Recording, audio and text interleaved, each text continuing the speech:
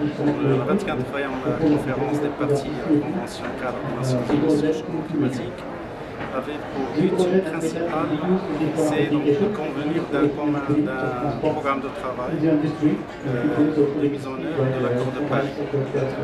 Alors la première semaine donc, a donné lieu le samedi dernier, le 8 décembre, un projet de texte de négociation, mais malheureusement, il contient encore beaucoup de points où il y a une discordance. Une discordance entre pays développés et les pays en développement, concernant notamment des points comme des questions comme la question de la finance. Il s'agit principalement des informations devant être fournies en termes d'engagement et en termes aussi d'appui, aussi bien par les pays en développement que les pays développés. Mais il s'agit notamment des engagements, en termes de ressources financières qui devraient être prévisibles par les pays développés pour justement permettre aux pays en développement de préparer des propositions de projets de mise en œuvre de leur contribution de développement national. Par rapport toujours à la question de la finance, il y a une divergence concernant donc, la détermination de l'objectif global de la finance en 2025. Il y a un objectif de 2020 qui a été déjà acté au niveau de l'accord de Paris, c'est de la mobilisation du montant de 100 milliards de dollars par an. Et il y a aussi donc des discussions qui devraient commencer sur de nouvel objectif global à long terme pour 2025. Ça, c'est un point aussi qui n'est pas encore, auquel on n'a pas encore trouvé de point de concordance. La troisième partie aussi donc bien notre question du programme de travail de l'accord de Paris, où il n'y a pas encore un consensus, c'est la question se rapportant à la différenciation. La différenciation par rapport aux informations devant être fournies au titre des contributions déterminées au niveau national.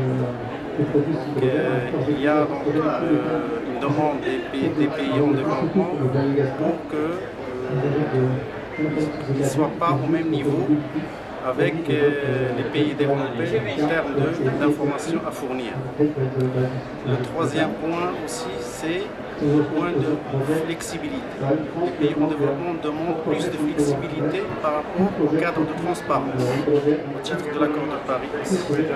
Donc, puisque les pays en développement ont besoin de capacités justement pour faire le reporting adéquat et aussi donc en termes de détails d'information qui est requis.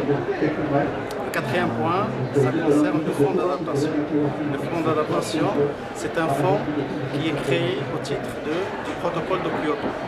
Maintenant, les discussions ont donné lieu à une concordance sur le fait que le fonds d'adaptation devrait aussi donc servir l'accord de Paris aussi. Donc la discussion c'est autour de la phase de transition. Cette phase de transition, ça va commencer quand? Est-ce que ça commencera en 2019 ou ça commencera en 2020?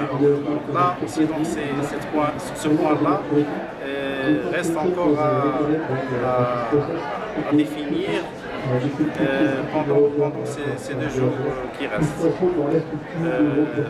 L'autre partie concernant aussi le fonds d'adaptation, ce sont le pourcentage des prélèvements qui seront transférés à ce fonds à travers donc, le mécanisme de développement durable qui sera mis en place au titre aussi de l'accord de Paris.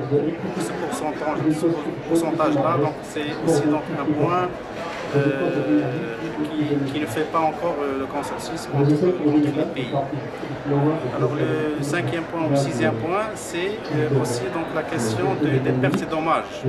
Cette question-là n'a pas été bien mise en avant. Et enfin, il y a une autre question, c'est la question des circonstances spéciales de l'Afrique en tant que continent qui est très vulnérable par les effets du changement climatique.